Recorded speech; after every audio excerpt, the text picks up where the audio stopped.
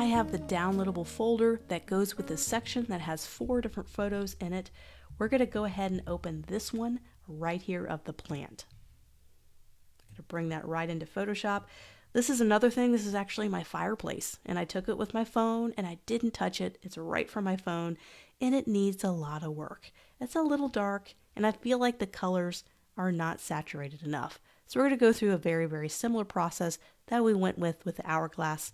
So one of the first things I like to do is just quickly go to brightness contrast. It's the easiest and quickest way to add some contrast.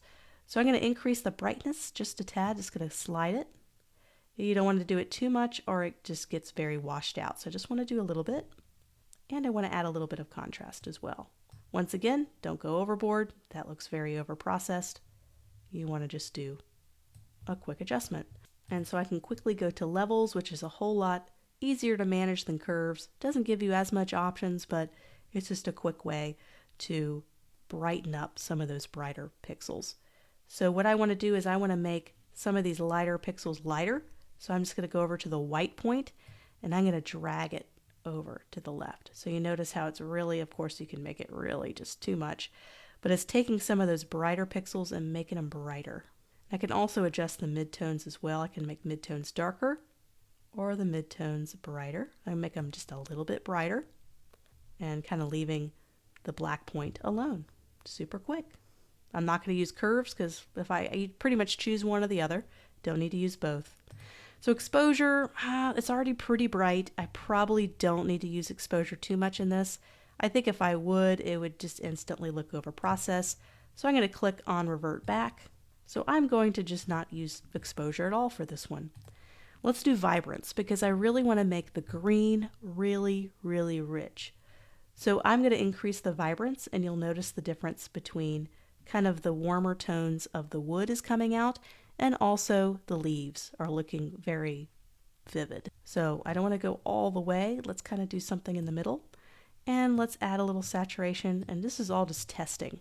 You know, you don't really know what it's going to look like until you see the preview. That could look a little bit too saturated, so I have to be careful. So I just want to do a little saturation. Once again, I can toggle this off and on, so that's before, that's after. I think that's a nice amount. There's no perfect amount. It depends on the style that you're trying to go for. So color balance, let's say I think there's too much yellow in the walls.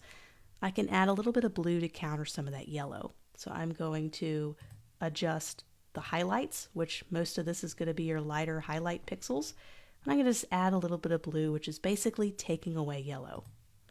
And notice how instantly it went from kind of yellowy walls to kind of a little bit more neutral color just by adding a little bit of blue. I guess I'll also do the same for midtones and see if any of my midtones would benefit from blue. But then it starts to get into some of the green pixels, and putting blue with a highly saturated green is going to dull the green, so let's not worry about that. I just edited the highlights, just added a little bit of blue. That's it. I'm not going to do anything else. I can go to selective color, and I can select my greens, so I can be very selective, just like the adjustment name refers to. I'm going to take my greens and I'm going to go to black. I'm going to add black, see kind of what it does, and I'm going to subtract it. And that's kind of what it's going to affect. So what I want to do is I kind of want to lighten it. So I'm going to reduce the black on my greens. It's going to lighten it a little bit. So that's before, that's after, right? So I kind of want to do something in the middle. And what I've noticed is this probably has more yellow than I think it does. So let's go to yellow, pretty close to green, so there's probably overlap there. I'm going to go to my black to see how much it affects, and that actually it's more yellow pixels in there than green. So really what you're seeing is a mix between yellow and green to make up these leaves. It's not just green. So let's add a little darkness to it, or we can add a little lightness to it. If we take away some of those yellows and subtract black, it kind of looks washed out. But what if we were to add a little black? It kind of brings some of those shadows out of the leaves, and it no longer looks washed out. So I feel like I'm done with this specifically.